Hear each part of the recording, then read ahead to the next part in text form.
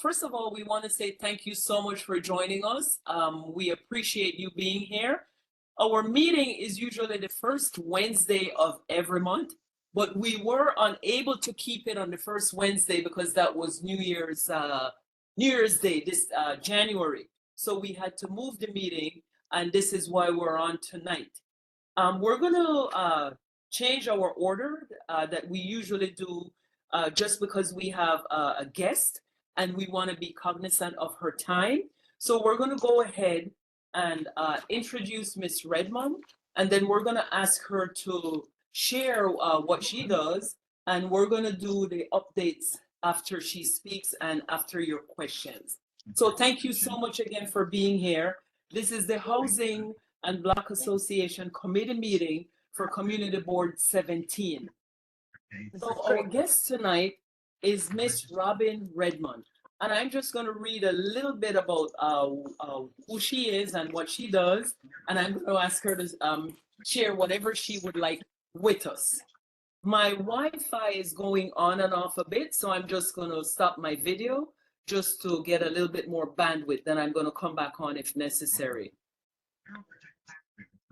Robin Redmond is the executive director, and she has been with Flatbush Development Corp for over 20 years. This is a nonprofit company. She has over 20 years of nonprofit management experience. I believe she's been there since 1999.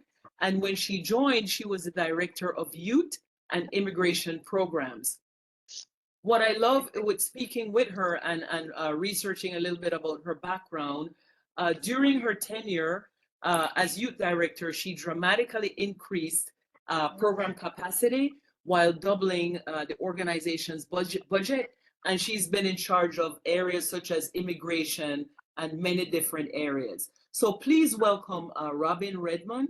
And Robin, thank you so much for being here. Please tell us more about yourself, FDC's mission, and if you can share whatever services you would like.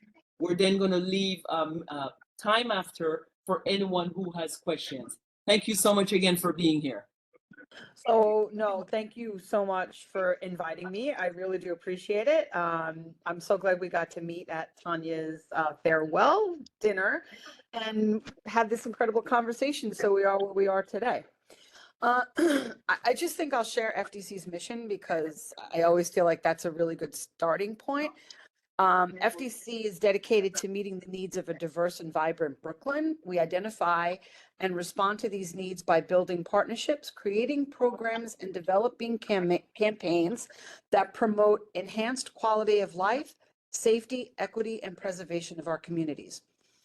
For those who may not know FDC, we were founded in 1975. So big shout out because we're celebrating our 50th year this year. And FDC started back in 1975 with essentially the same program areas that we work with today: housing, economic development, youth, community revitalization, and immigration. Today, fast forward, still providing the same basic program areas. We are in 3 schools, 2 NYCHA community centers. So we're in the Glenwood houses, which is, I think, just south of, I think it's in 18, just south of 17, like maybe by 3 blocks. So as I said, we service over 1,300 kids annually. We organize merchant associations from Cortelyou Road, Coney Island Avenue, Newkirk Plaza, Newkirk Avenue, and Foster Avenue. And a lot of our other work is with housing. We have 2 housing departments. We have one that does case management, and we have the other arm, which is the Flatbush Tenant Coalition, which organizes, which does a lot of tenant organizing and works on a lot of campaigns, that will affect tenants throughout New York City.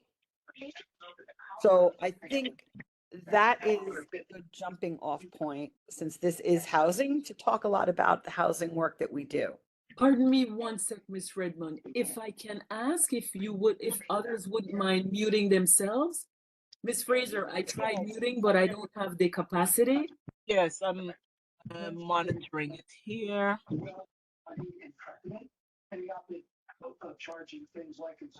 Mute this person. Okay. Miss Hi. Red. Okay, fantastic. Continue, please. Sure. Maybe 347 number 2. So again, one of the things that I think today would be a really great time to talk about some of the work that we do in our housing, through our housing departments. We really focus on tenants that are living in rent stabilized and rent controlled apartments. Our goal is to preserve the affordable housing stock in Brooklyn. And I don't know how many of you are aware, but currently 11226 has the highest number of eviction court cases filed with the city for Brooklyn. Like, let that resonate. 11226 has the highest number of evictions in Brooklyn right now in housing court. Hmm. Yeah. You know where the rate's higher? In the Bronx. So we have, we kind of work on this on a two-pronged platform. We have the coalition who works within the buildings themselves to try to organize the tenants, to bring them together, to have, like, really to look at systemically what's wrong with the building, not just individually what's wrong with the apartments, so that we can preserve that whole apartment complex, right? So that's how we're going to preserve affordable housing in Brooklyn for years to come. And then we have our case management team who works with the individual tenants who are going through any kind of housing issues to try to help them on the individual side remain in their apartments, right? So what could that be? That could be anything from getting, maybe someone's walking in and God forbid, but maybe they have an eviction notice, or maybe they're coming through the door and they're like, if I just had a little bit, if you could just help me figure out where I can get more funds so I can pay my rent. You know what I mean? So we look at the whole family holistically and see what services can we offer them, what can we help them get, and who can we refer them to where we're unable to help them. I'll give an example of a person who comes and walks through the door and they sit down and they say, hi, I'd love to apply for food stamps. And then they sit there and they come out with a marshal's notice. And it's like, wait a minute, we need to address your marshal's notice, right? We need to get you to housing court. We need to get a stay of eviction. Then you're going to come back tomorrow, and then we need to figure out where we're going to get the money to pay the back owed rent. You're going to go to HRA. We're going to help you get a one-shot deal. Do you have children in the household? Are you eligible for a FEPS voucher? We're going to work with you with our partners to get you a FEPS voucher. So we're going to look at the holistic, the person and their holistic issues and see how can we help them, and how can we really get them the best services so that they can remain in their home. And that's pretty much that's our goal. Our goal is to see families stay in Brooklyn, live, grow, let their children continue in the school, give the stability that, that families want and need. I'll talk a little bit about right now what's happening in Flatbush Gardens. So in Flatbush Gardens right now, in the past 6 months, you're going to love this, they have 225 tenants in housing court for non-payment cases. Non-payment cases. Some of them, yes, people are owe back rent. Some of them, a lot of them, are because of things like air condition fees that have been tagged on that folks do not have to pay for. But because they haven't been paying the air conditioning fees, because by law they don't have to, it's becoming a rent arrear. And that rent arrear is bringing those folks into housing court. in the past year itself, I think there have been 324 cases. No, I'm lying. There's 520 cases in the past year from Flatbush Gardens in housing court. Wow. And right now we're in there, we're organizing the different buildings, we're trying to get tenants, we're connecting them. We've brought in legal services from both Brooklyn Legal Services and from Legal Aid Society. And on top of the fact that a lot of these charges are erroneous charges, the buildings are overrun with rats, roaches. They have leaks where, there's collapsing ceilings and a tremendous amount of mold. So, that's another thing that right now we're working. I don't know what this is saying. Sorry. I don't know what it's saying. So that is something that we're working on right now to try, to work with the Flatbush, to work with the tenants in the Flatbush Gardens so that they're not going to end up in housing court anytime, being evicted, sorry. But on top of that, we also work with homeowners. We work with folks to get, especially a lot of seniors that live in the community. We work with a lot of seniors who also have their share of low, income issues to stay in the community. So, there are three things that we really try to work with seniors on. One is, can their rent be frozen, or can their property tax, are they eligible for either SCREE because they're a renter? Are they eligible for DREE because someone in their home is disabled? Or are they eligible for to have their property taxes frozen, right? That is one of our big things. HEAP is a second big thing that we work on with seniors. And the other one is, if some seniors who have low Social Security benefits do not realize that they might also be eligible for SSI benefits. So we try to work on folks to get all their benefits. Also with Medicare, there's a way where Medicare will, again, income eligible folks, you don't have to pay Part B on Medicare. So we work with a lot of seniors to save them that. I think it's like $60, $70 a month. And of course, I think there is a whole slew of eligibility that are just senior related. The other thing that our housing team is really, really good at is helping people apply for affordable housing. So we do a lot of ready to rent through the Affordable Housing Lottery. We also do a lot of applications for senior housing, and our team works very well with folks who can get a FEPS voucher, or we can help people who are eligible for FEPS vouchers to get a FEPS voucher. And then we can include that into your ready to rent application, so that even makes you more, that changes your income eligibility. Because if you have a FEPS voucher, you can go for a higher apartment, even if your income is lower. So I've said an awful lot. I don't know if I've said too much, so I will stop in case anyone has any questions. Hi, good evening. This is Fatima, community board member. I missed the name of your organization. Is it possible for you to repeat that? Sure, we're FDC, Flatbush Development Corporation. Thank you. And our website is fdconline.org. And that's also our social media tagline is FDC Online. So we're really active on Instagram and Facebook. Yes, this is Jacqueline.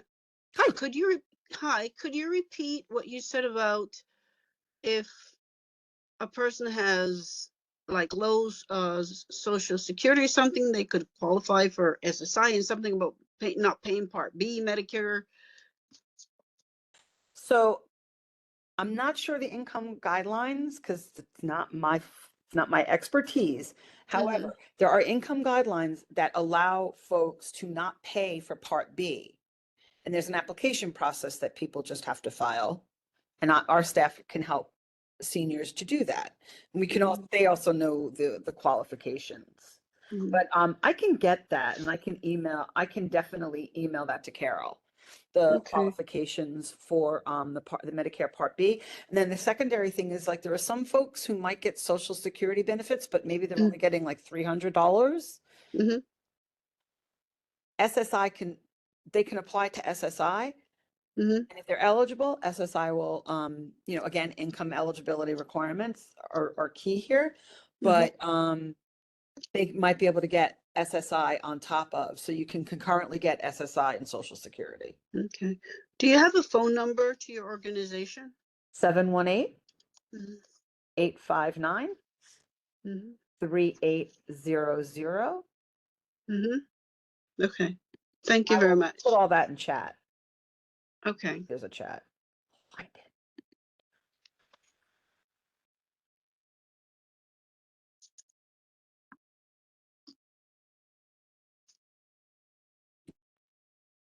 Hi, Robin. Yeah. What is the best way for someone to reach you if they need help? Just walk in or make an appointment or? Okay. Here's my secret. My staff really, really, really busy. But my staff on Wednesdays work out of, I have one staff member, I have two staff members that work out of either Farrell Lewis or Rita Joseph's office every Wednesday. And those are walk-in, you don't need an appointment, those they take walk-ins. That is the big secret.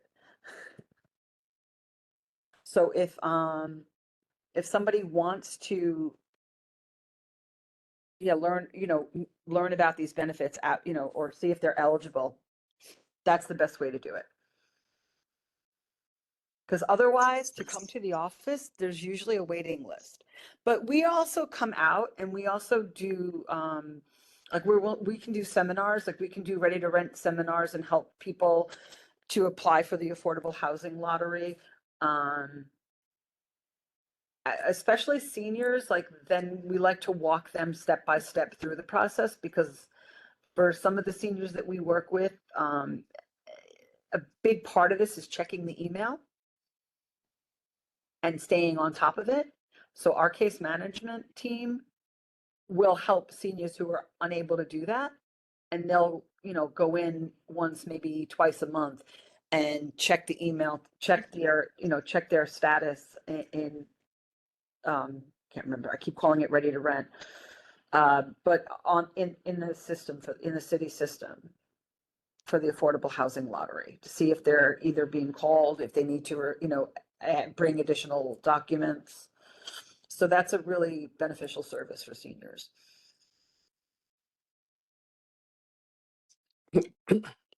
Could you explain how this lottery works? I hear people talking about it, but I really don't know how it works. Like, is it like a raffle where you throw your name in there and you spin the barrel and you pick a name? Pretty much. I honestly, I don't know how but it is very, again, it's like income eligible. Mm. So there are some apartments that are out there that are available to folks who are, 50% below, 75% below the poverty level. But there are also ones that are available to folks who make $200,000 a year, right? So it just varies. There's also every once in a blue moon, an apartment ownership that comes up in these. So that's why it's so important that we keep, because, you might be able to, for some people, this might be their first entry into home ownership, right? But yeah, that's basically how it works. Is once all the information is in there and they start pulling numbers, that's what they do. They pull numbers. It's not first come, first serve. Mhm. It's supposedly random selection. Thank you. Robin, Yeah. good evening. This is Pastor John of the Rogers Avenue Seventh-day Adventist Church. Hi, Pastor John. I want to thank you for the vital information that you have given. This is really excellent. I turned on my camera, my audio to ask you the question that Jacqueline asked. Um, I would love for you to come and do seminars for us, for the community. And right there, my church is between Tilden and Albemarle. And so we do have a food pantry there. Folks come to me all the time asking for help, housing, the whole works. So, Pastor John, I put my email in here. Oh, that's not really. I just see the periods missing. Sorry. Definitely get in touch with us because maybe I can get my housing team to come out the day. When is your food pantry? on Sundays Oh, it's on at Sundays. 9, 8 o'clock sometimes. But also, we do have regular Zoom meetings, which I have a good number of folks coming out to our Wednesday prayer meeting. That's the usual time. I can invite many others. I can promote it. And you can even come to the church Mhm. or workshops, That's seminars. that is great. And I just want to point out that one of our housing counselors speaks Creole, and my other housing counselor speaks she's Albanian and she speaks multiple Russian dialects. I am Russian. Every now and then I'm Russian here, Russian there. No, I'm just That was funny. it was corny. Yeah, a little. But it was a good pasta joke. I know, right? All right. Well, thank you. I will contact you. And I I just only- wanted to say greetings to the team.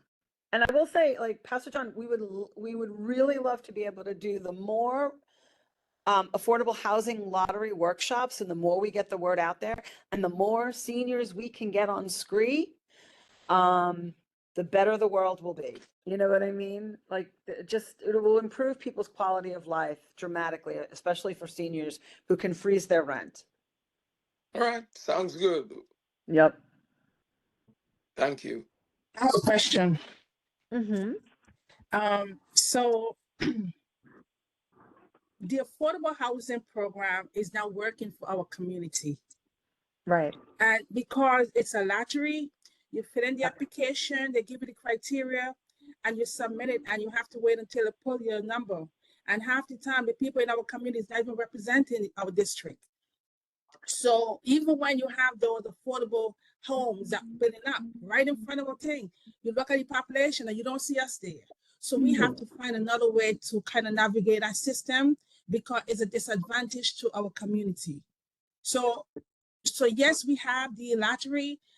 We have to go to New York City Connect, but it's not working for us. So many people put through application and not one of them ever got a call back. You see everybody else except who is in the community. So how could we fix that? I mean, that's a really good question. And I think that's something that, as you know, as residents and as a community, that's something that we should be bringing to the city's attention. And even to the to developers, but mostly to, like, as a community board, like, this is something you bring to the mayor's attention. Why is it that we have how many numbers of people who were eligible for the lottery, completed the lottery, and then weren't selected for it? Like, to me, that's a movement. That's like, what's going on? Why are we not being selected? Right? Well, and But you did say it's random. it is random, but at the end of the day, shouldn't there be a percentage of housing that's meant for the folks that live in the community? Yeah, I agree. There should be a set aside. Why isn't there a set aside for the folks that live in the community? If they could come and they could build affordable housing, and I'll put that in quotation marks, over where the Caton Market went, right? And they could guarantee that all the Caton Market folks can come back and be in the Caton Market. Why couldn't they guarantee that 20% of the units were going to be for current Flatbush residents? They're supposed to do that. They're supposed to do that. But are Because they do it for the disabled, for veterans and others. They are able to do that. No, there's definitely a set aside of affordability. But the question I have is like, where's the set aside for the folks that live in this community? Yeah, Because- there should be. Go ahead. Mhm. Because the politicians are busy working for those high income investors. That's what they're busy doing, working for those people. That's why we cannot have any meaningful conversation with them, because it's so shady and they keep. But you know what? They work with us and they work against us. You know what? I know what you're saying, but I'm gonna be honest. All it takes is the right number of people speaking to the right person. And for those of you who live in Rita Joseph's district, have you brought this to her attention? Because like Rita, like if you get her on board on something, she'll help you own it. You know, and I think this is something that would be right up Rita's alley. Like this is a fight she might like. She likes those fights. No, I mean she does. Look, when they were first talking about the burial grounds over on Church Avenue, I was on the first steering committee, and all I kept saying was like, where's the neighborhood? Like there's one other there were two nonprofits from the neighborhood that were also on the first steering committee. And the rest of it was just a group of other nonprofits, but not nonprofits that worked on and brought Church Avenue. Do you know what I mean? And the ideas that they were coming up with, they were looking for yes people to just push through HPD's agenda. And I was so happy that we were able to put a stop to HPD's agenda. So all it takes are enough voices and you can put a stop to the agenda. And I have to agree with you, Robin. They came ready to build. They had plans, they had everything they needed. Ms. Fraser and I, we participated as well. And not until people said, nope, nope, this is highly disrespectful, did they put a pause on it. So what I'm going to ask for people on here, if you're willing to be on some kind of a subcommittee, if you can please email us, we will back you. We're going to send something to Rita Joseph's office, but we need, it's not a committee of one. So if you can let us know if you're interested, and if you still want to let your voice be heard, you can, again, send in your name. We're going to send something to her office from the community board. Mm-hmm. And, you know, the other thing is keep in mind that there are folks, you know, especially some of the seniors out there who are homeowners, there are still benefits that are out there for them, right? There's HEAP, which will help pay for their heat. We might know of a small grant that will also help offset some of the seniors' homeowners' heating bills. So I think, you know, put all this in the back of your mind, but put it to the front of your mind. So if you know some homeowners, you know, who could use some help, we're really happy to help them as well. Don't think we're just going to help tenants, you know? So the help for HEAP is not specific to the elderly, it's just being a homeowner? Which is that? Helping with the heat, is it just for seniors who own a home or just anyone who owns a home? Anyone who owns a home. Oh, I Anyone who's see. actually paying heat. If you pay for your heat, you Mhm. probably, and again, it's all about income guidelines. Mhm. But yeah, HEAP is to help you pay your heating bills during the winter. Okay, thank you. And it could be $200 to $300 that a person can receive. It could be $600. It just depends on what the heating bills are.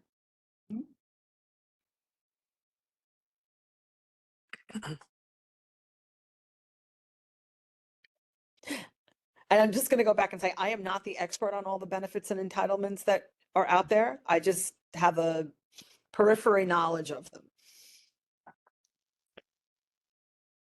Are there any other questions for Ms. Redmond? I have a question, but I guess it's more so for you. You mentioned a subcommittee. Is that something that we already have in place, or is that something that we're looking to start? We already have it in place. We just need more members so that we can be a little bit louder. Okay, so I'm interested in joining that. I'm already on the board. I'm already a committee member, community board member for this committee. I'm definitely interested in joining that subcommittee. Beautiful. I am also interested.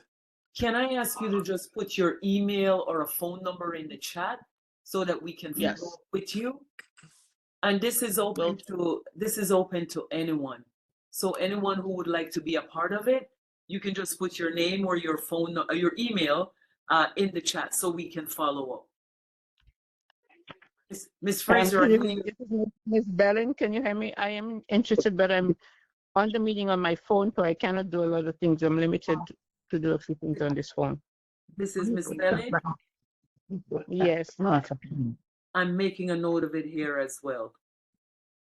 Thank you. No, you have to just tell her. It's not Zoom. Or the phone call you.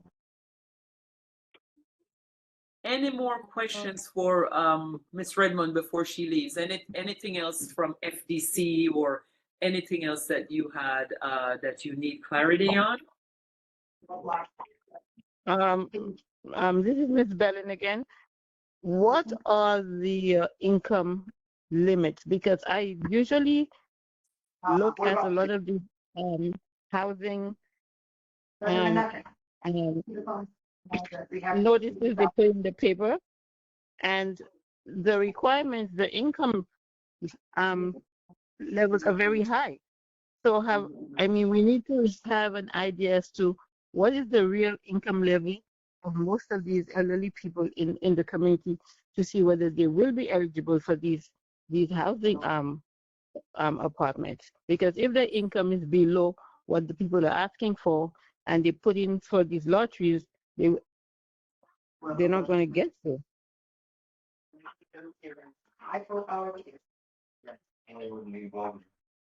Robin, I believe you are on mute if you were responding. Sorry. You're right. The income levels vary drastically from building to building. But I can tell you that we also have access to paper applications for senior housing, which it's a different lottery system than the one that's online. Every once in a while, they do come out with specific senior housing at the online lottery system, but there are a lot of organizations that do not operate through the lottery system for senior housing. So our team also has access to some of those housing opportunities as well.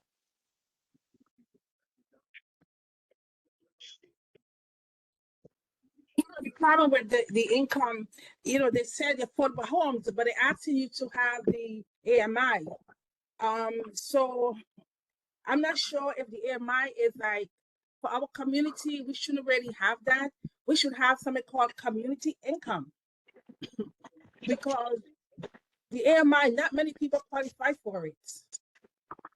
No, I agree with you, but I think that there are some buildings, and then there are some units that are set aside for lower income housing. And it's just having somebody being on knowing. And that is one of the things we say that's one of the things that my team does, especially for some of the clients who aren't computer savvy and wouldn't be, able to go back and check every week or every couple of weeks to see if there's something else available or if they have to bring documentation. And so those who don't know, the AMI is annual medium income, and that's set by the federal government. That's, that's for clarity, Yeah.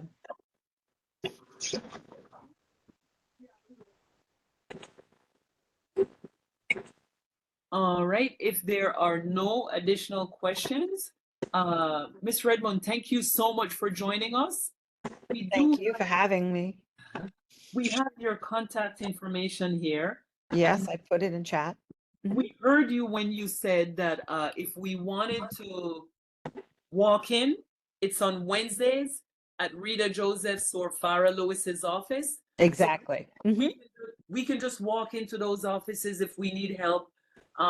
Whatever it is, the housing gamut, if I'm a renter, if I'm a homeowner, we can just walk in and your representative will be able to help us. at And if one they of those- can't help you, they'll find somebody who can, you know what I mean? And yeah, if they can't help you, they will find somebody who can. Understood. And thank you so much again. We will follow up as well. I heard Pastor John. We will also set something up with you where we can have 1 or 2 workshops at the community board office. And That's perfect, yeah. I heard you as well, Ms. Douglas. We know it's not a perfect system. We're not going to sit here and just say, yeah, the meeting is over. Let's just move on. We have a few people here that we're going to be following up with as well. But thank you so much, Ms. Redmond. Thank you We for will- having me, everybody. We will be in touch. Happy New Thank Year you. and have a great evening. Thanks again. Bye-bye. Thank you. Thank you. Thank you. And we want to say thanks again to all of you who joined us. We know this is not our regular night for the meeting.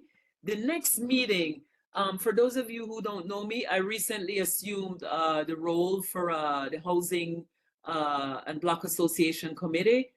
Carol Renault, our previous member, had passed on, and we want to continue the great work that she started. And we also want to ensure that we're doing something to serve the community. In serving the community, part of the mission of Community Board 17 Housing and Block Association, fair housing, housing rights, building, we have so much that we need to cover. And the next meeting, the next official meeting will be Wednesday, February 5th.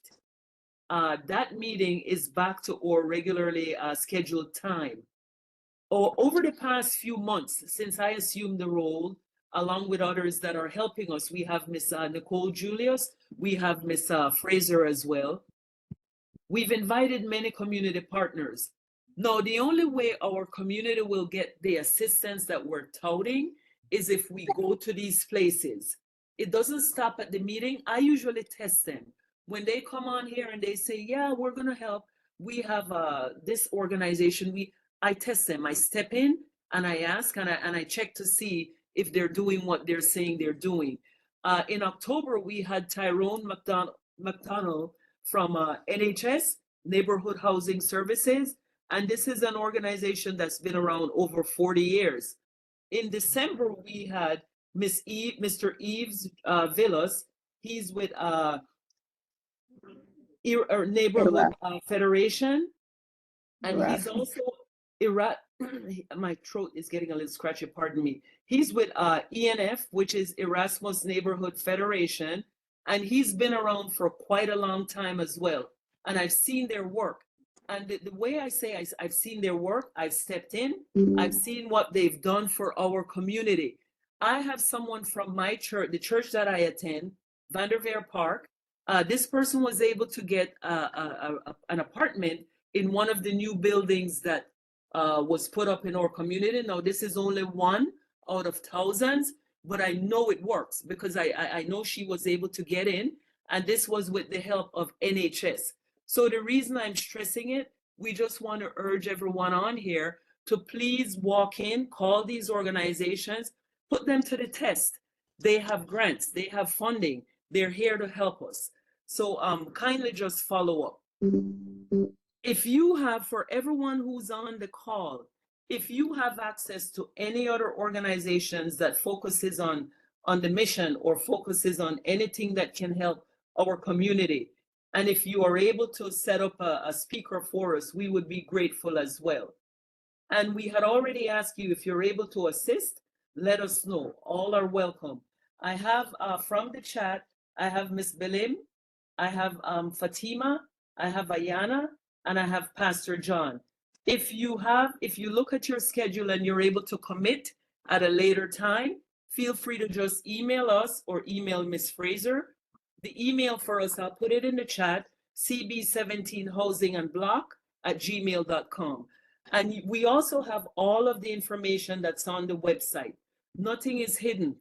All of the meetings that we've had, you can go back to the minutes. You can see what took place at these meetings. Now, I'm going to ask Ms. Fraser to please fill us in on where we are with the Block Association. Ms. Fraser, if you're able to give us a little bit of info. Yes, Dr. Renaud, and thank you so much, and good evening, everyone. Thank you all for taking time out of your busy schedule to attend the meetings, the Block Association meeting. As Dr. Renaud stated, when Ms. Fields passed, we were actually strategizing on how to get more blocks forming association. And it seems as though it's becoming more and more difficult. When I started with Community Board 17, we had approximately 150 or more block associations in the community. And over the years, there has been a huge decline in associations. And it's a discussion on our board. You know, I'm hearing, oh, we need to hire people to get out, someone to get out into the community. And I'm thinking, when we hire someone, excuse me, when we hire someone, I don't know why I'm echoing. Yeah, when we hire someone to go into the community, I'm wondering, how are we going to be engaging the community? What I've found out over the years is that there has been a huge decline in leadership. You know, most of our Block presidents have aged out. You know, they've been facing challenges as, you know, our long-standing Block Association leaders age out of their roles. And that's natural, of course. And it can also leave a leadership vacuum that may weaken the association and the association's effectiveness and the long-term stability of our associations. So I shared with the executive members to ensure the continued success of associations in the community. It is really vital for us to understand the causes and the consequences of this transition. And we need to start implementing strategies to engage the next generation of leaders in leadership roles. So I will continue to work with Dr. Renaud to ensure we modernize our association operation by adopting tools such as social media, email, newsletter, you know, technology. Most of our older association leaders, most of them are afraid of even touching a laptop. Yes, sometimes if we give them the guidance, they'll follow the instruction if we're there, but they're dependent on their grandkids most of the time, and if no one is there, they're left out of this conversation that we have. We could also consider workshops. That's something I would love to see us do. You know, younger members may feel disconnected on the block. Most of the blocks, even though they're living in homes, they're only tenants, but we want them to know that they are a part of the association, and they may feel somewhat disconnected because the landlord or the owner of the association is involved. So as a tenant, they're not interested, but we need to get them involved and have you know, set goals for them, and bring about an awareness of the leadership opportunities that are available. So I would love to see us planning a workshop and engage the younger residents on the block and also initiate projects that can resonate with the youths in our community. I do believe that, if we implement some of the and be proactive, some proactive measures to engage and empower the next generation, we can really ensure that the continuity of leadership and the vitality of our community. So it is only through as a Black Association committee, it is only through our collective efforts and our innovation that I believe we can build resilient associations capable of thriving, even when, some of us age out of our community and decide to slow down, go at a slower pace. If we can set that example and get more youths engaged, I believe our community would start thriving again. I just wanted to share that with everyone, and hopefully we can feel motivated to planning a workshop and bring in maybe 1 or 2 speakers. I don't mind getting into the community, distributing flyers, try to motivate the younger people and try to get them involved. So that's what I wanted to share with everyone this evening. Thank you, Dr. Renaud. Thank you. Can I ask a question, please? Yes, please. Yes, very good. I love the ideas, the concepts that you have put forth. Have you ever thought of consolidating blocks, like 5 blocks together, 10 blocks, seeing that we have issues with just, 1 block instead of having 150? We can combine, we can consolidate. Have you thought of that? Would that work? That has happened in the past. I know that there are a matter of fact, someone came into the office about 3 weeks ago and completed took an application, and he informed me that he was actually planning of consolidating, bringing together about 3 blocks. And I told him it's a brilliant idea. It has to be something that the blocks want. We cannot do it. We're only there to give them some guidance and information on how they could form their block association, what steps assist them with their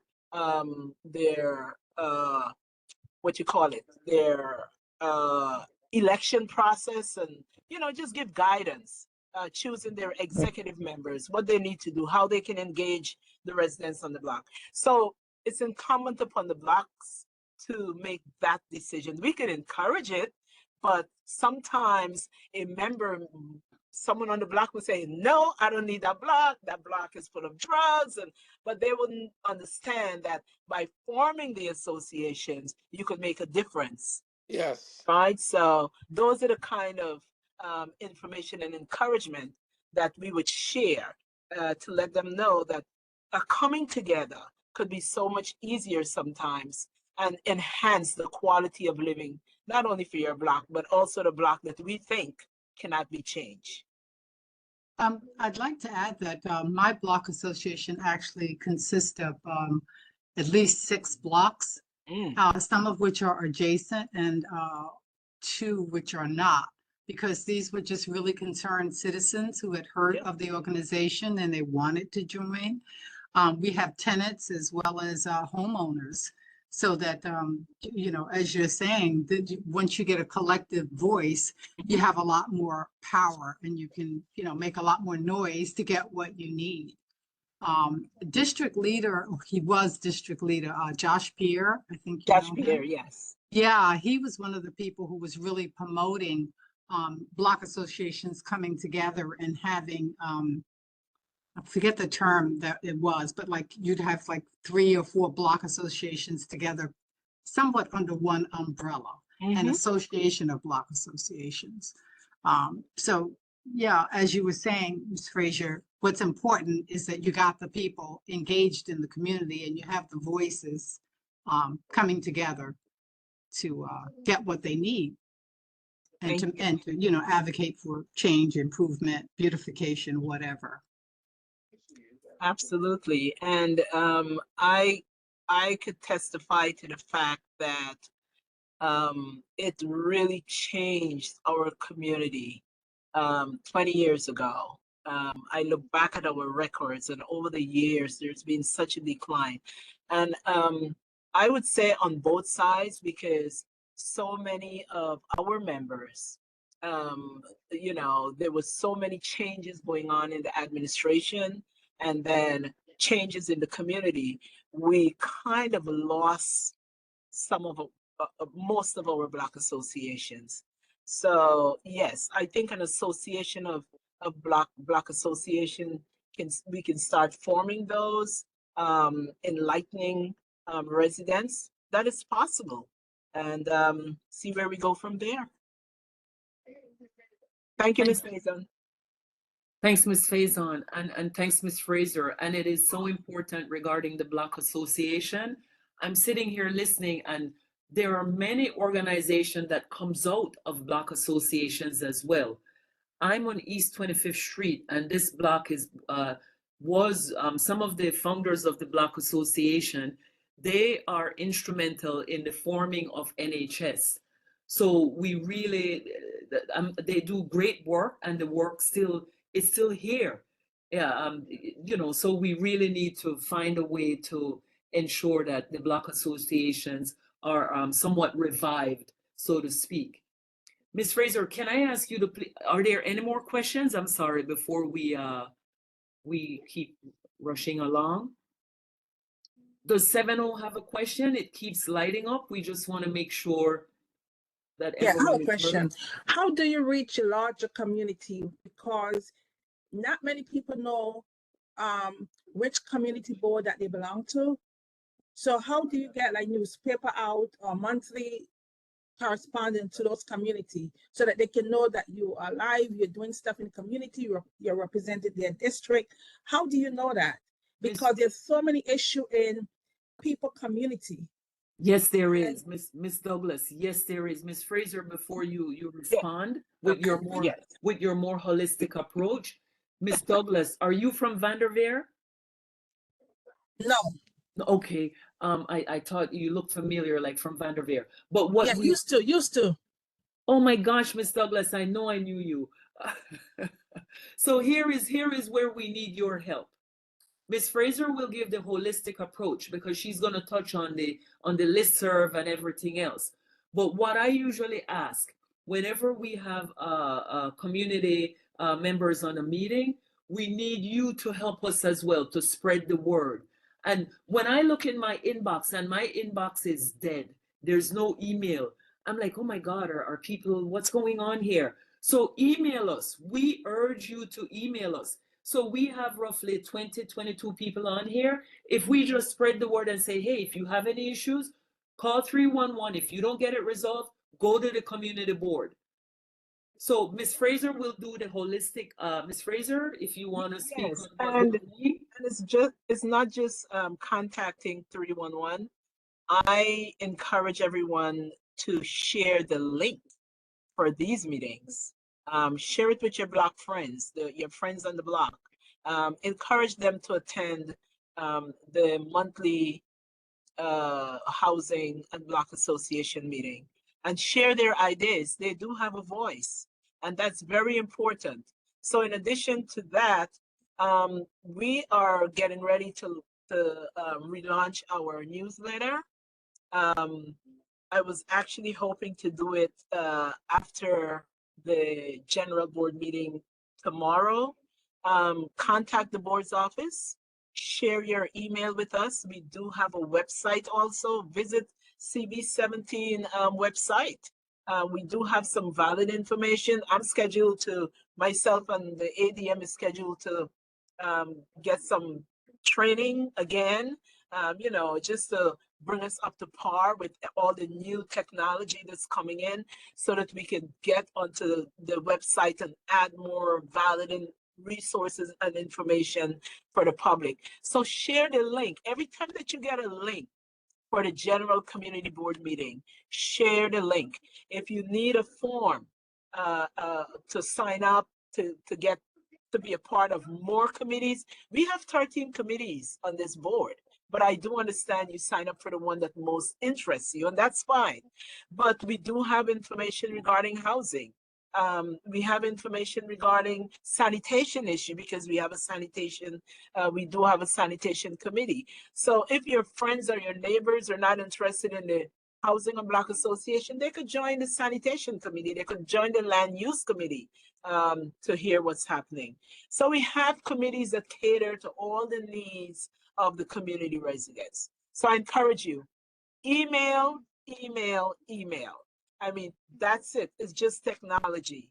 Share the link, email us. I am on some of those committee. I am the housing committee every so often, you know, but sometimes we need to be encouraged, you know, Yes. we need support in our Encouraging you. community. We need to be able to bring issues and have resolution, Yes. not become frustrated, because in my community, I don't know who represent that. I don't know who, you know, that community board 17 falls in that area. I had to research that. And So I can tell you that if you don't want to share your home address, you could contact me at the board's office no, tomorrow. I know, no, community board 17 is my district. That much I know. Okay. But what I'm Okay. saying, there's issues there's a particular issue that was discussed at the community board meeting, and it affect my district, where they were putting down a lot of car ship in people private in on your block, taking up about 6 car lengths, and some of those issues addressed in the community meeting, and we never got that information. And we had to go through, I have to call the senator, the assemblywoman. Thanks to the assemblywoman, she was able to work with me to have them remove it. And we are reaching out to these people who are supposed to help us and be our voice. And, you know, sometimes we feel we are lost. And I'm speaking for my community because I am part of the housing movement too. So I know the issues. So, you know, I don't want to come to meetings and you get no resolution. Right. I'm looking for solution for my community. I'm glad you said that you spoke to the assembly member. One of the things we have to realize as community residents is that we have our council reps, elected officials that come up with all these legislations.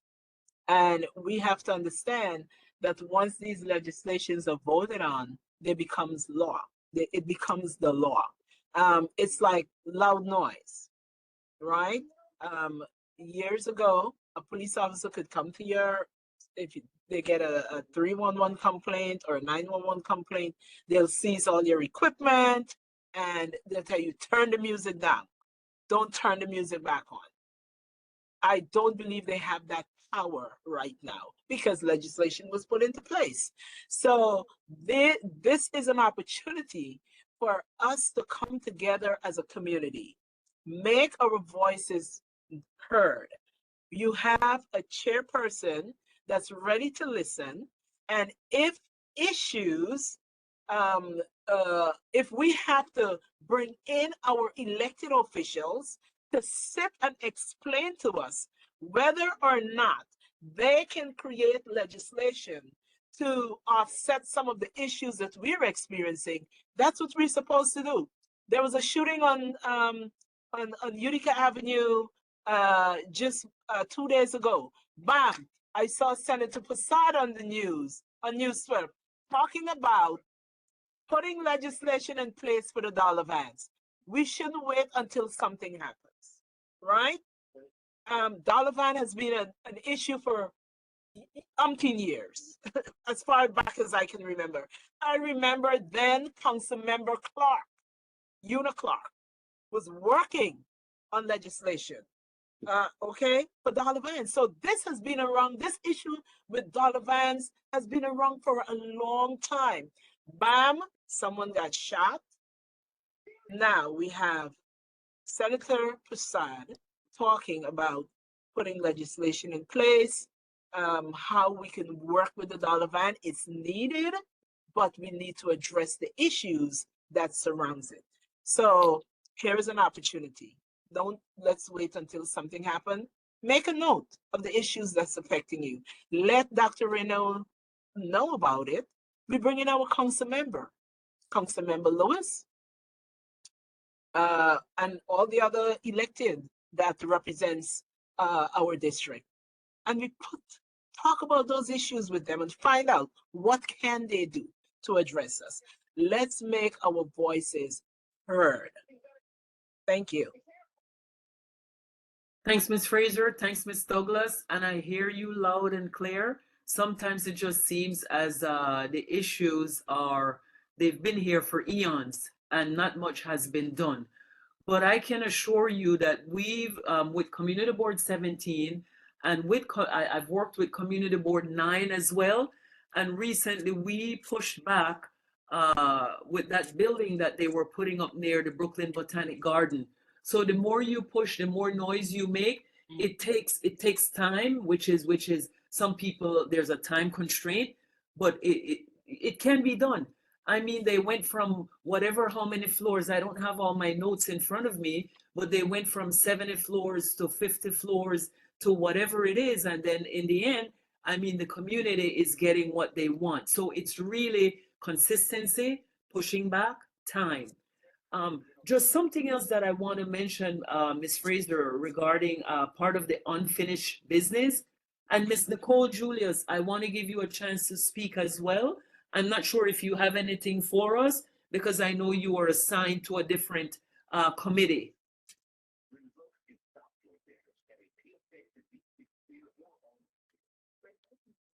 Ms. Julius, I know sometimes some people step away while they're on the call. I could unmute her. I request unmute.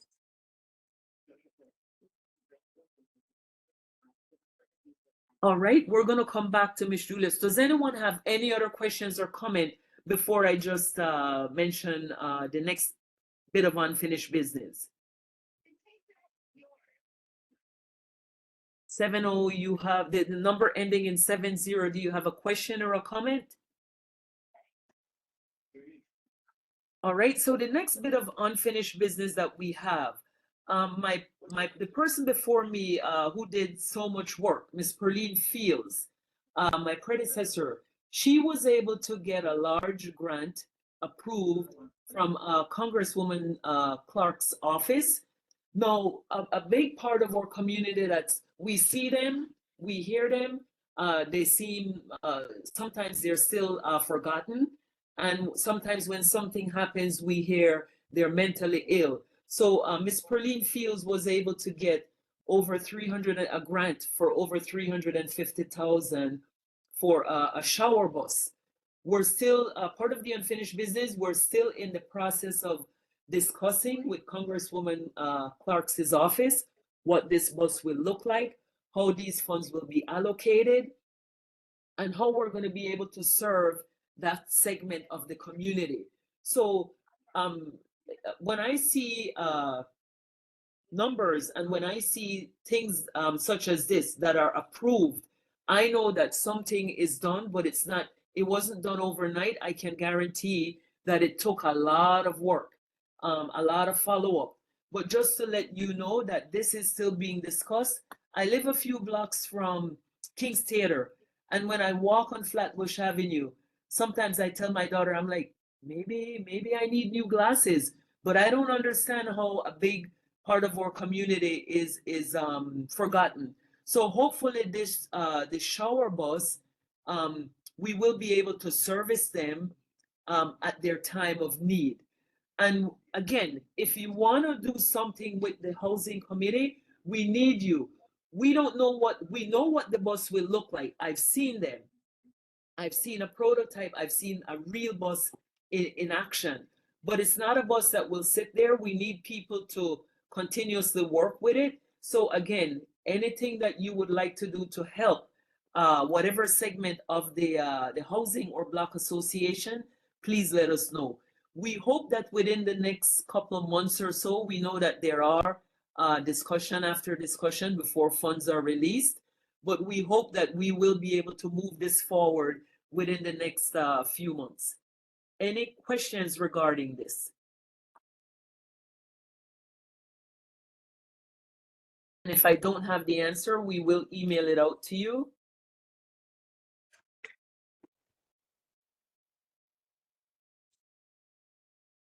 All right. So that's it for unfinished business. We now want to turn to new business. We heard all of you loud and clear. We heard your concerns. I've made notes where we need to follow up. We're going to follow up with FDC for workshops, and we're going to be following up with Rita Joseph's office. We do have your information for the people who put it in the chat, but are there any other new business or concerns at this time?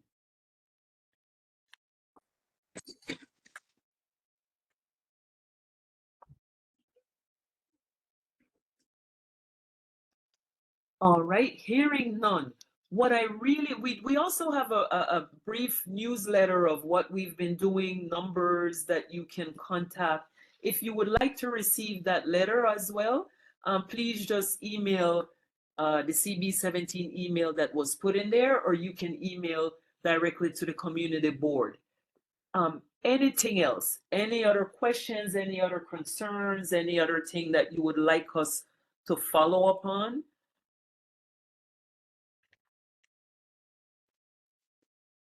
And Ms. Fraser, I keep thinking of 311 because I know a lot of times you get the first call without members of our community calling 311. Mm-hmm.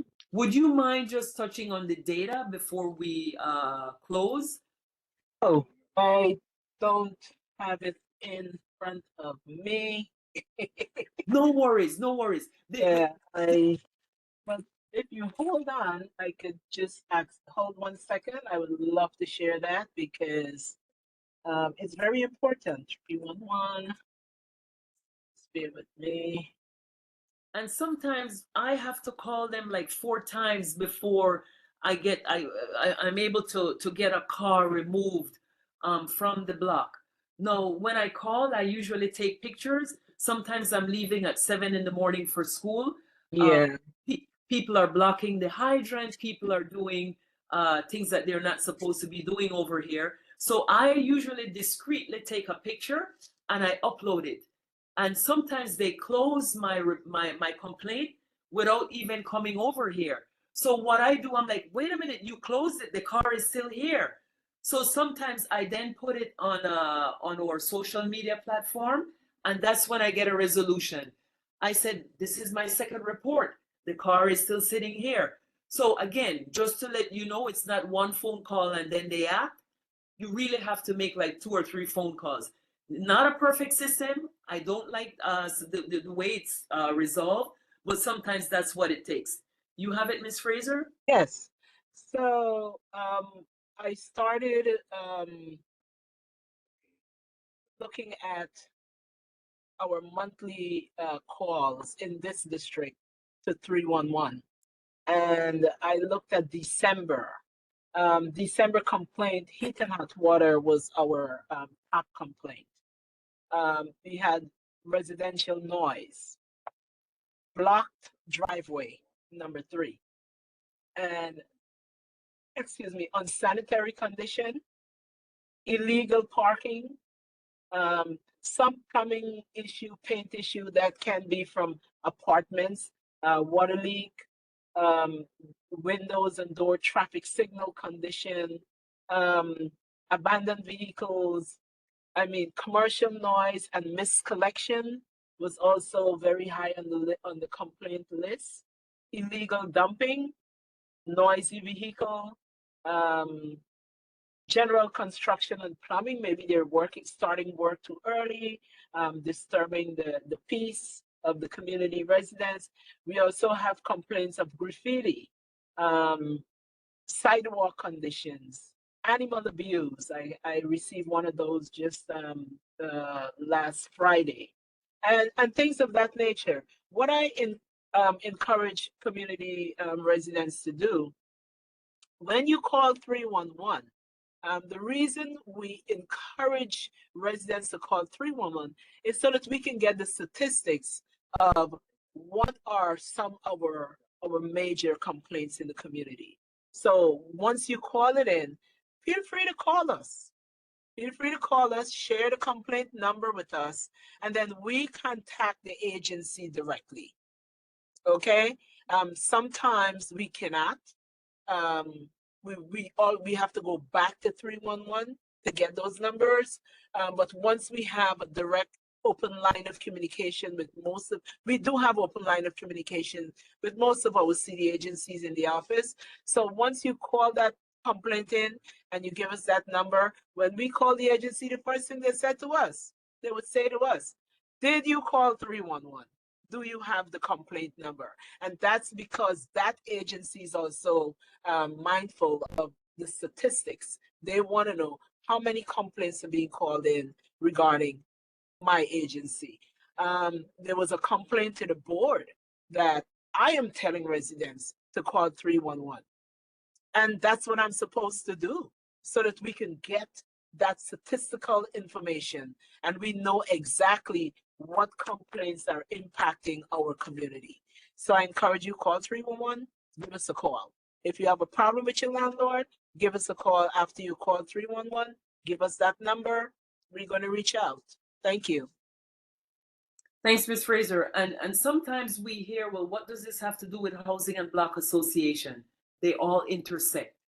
If there's a car sitting outside that didn't move, that's sitting near the hydrant where I live, and then a few weeks later, the car still didn't move, then I see young people in there, or I see people in there doing illicit activity, it intersects. It's right in front of where I live. So this is why we have to make sure that they're doing their job.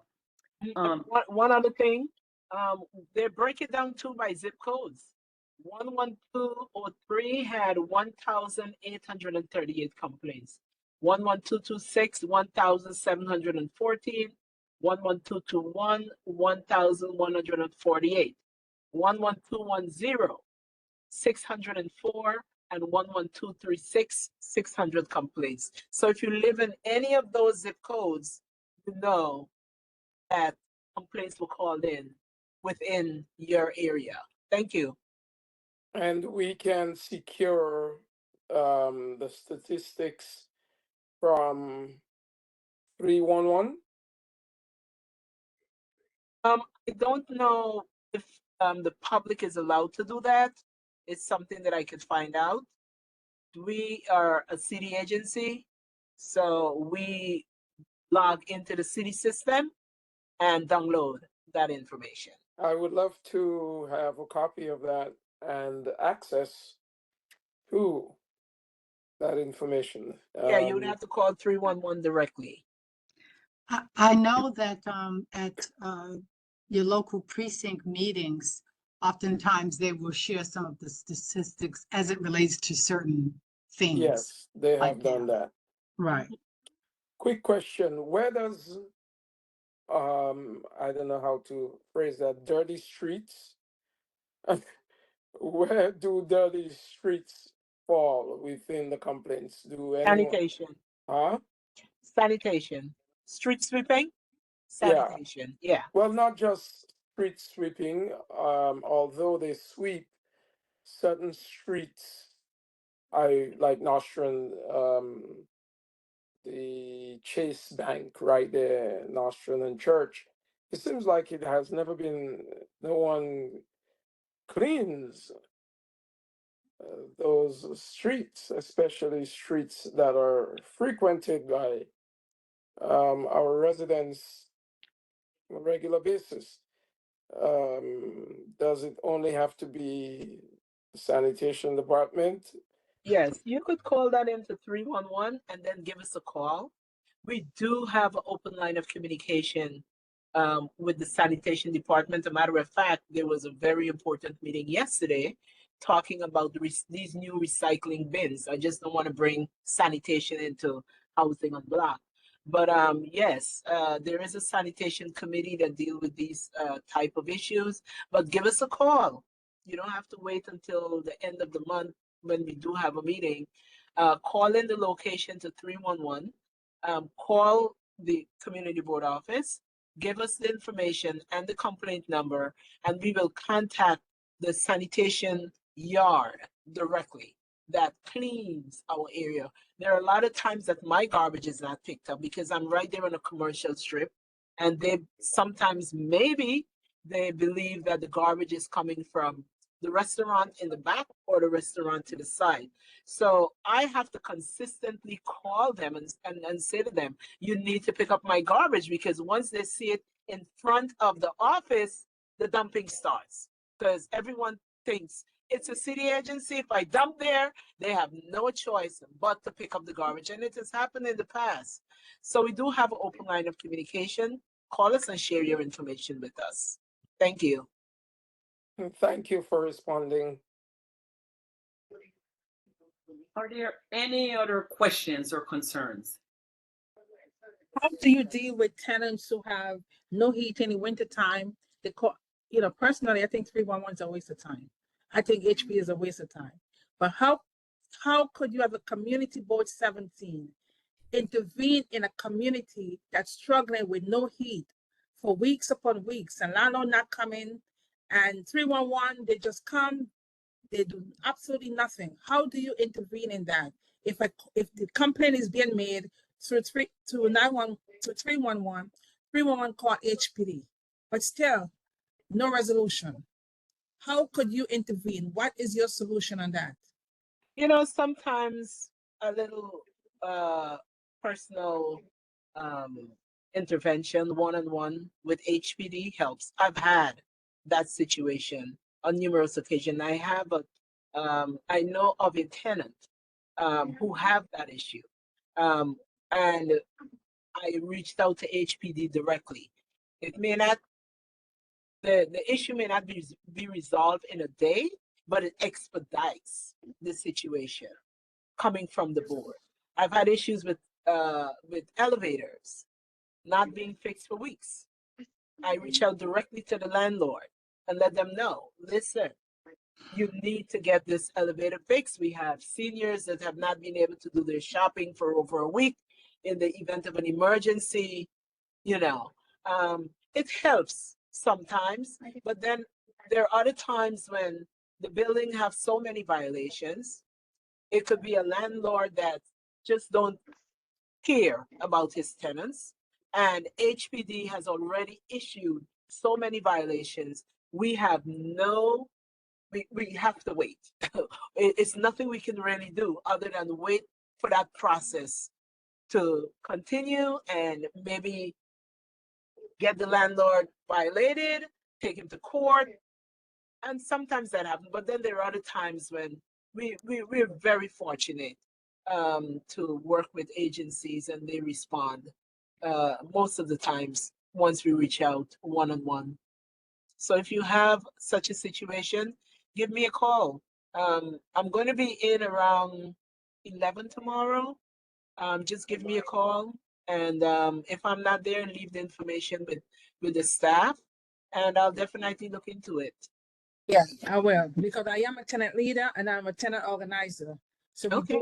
I see a lot of the issues. Please give us a call, please. All right, with that said, we want to say thanks so much again for joining us. Our next meeting for the Housing and Block Association will be on February 5th, Wednesday, February 5th. But we have the general meeting, which will be at Downstate tomorrow night. If you would like to join us in person, please go to Downstate starting at 7 p.m. If you can't make it in, please email the board and we're going to send the link out to you so that you can log in. It is a hybrid meeting. All of the members will be there, and there's information that's shared at that meeting. Obviously, that's not being shared at this meeting that's geared towards Housing and Block Association only. With that said, I'd like to ask someone to call a motion to end the meeting. I'll make the So moved. motion. And Name, please. Who made the motion? I thought we were both speaking at the same time, so Marjorie Faison will make the motion. Who's second? Armenia Brown. Armenia Brown? Okay. Yes. Okay. And we truly appreciate it. Thank you so much for joining us. We want you to hold us responsible. Judith, I'm like you. I don't like to waste my time sitting in meetings. I want to see some results. Ms. Faison, everyone on here, I'm only calling a few names because I do other work with them at NHS or at Vanderveer, but we truly appreciate all of your time. Thank you so much for joining us, and please reach out and let us know what we're doing or what we need to do. Thank you so much again. Good night, everyone. Thank you very much. Take Thanks care. for coming. Thank you. Good night. evening, everyone. Good night. Good Good night. night. Good night, everyone. Excellent meeting. Thank you. Thank you, Good night. Pastor. Thank you, everyone, again. Good night, all. I'm ending now. Ms. Fred,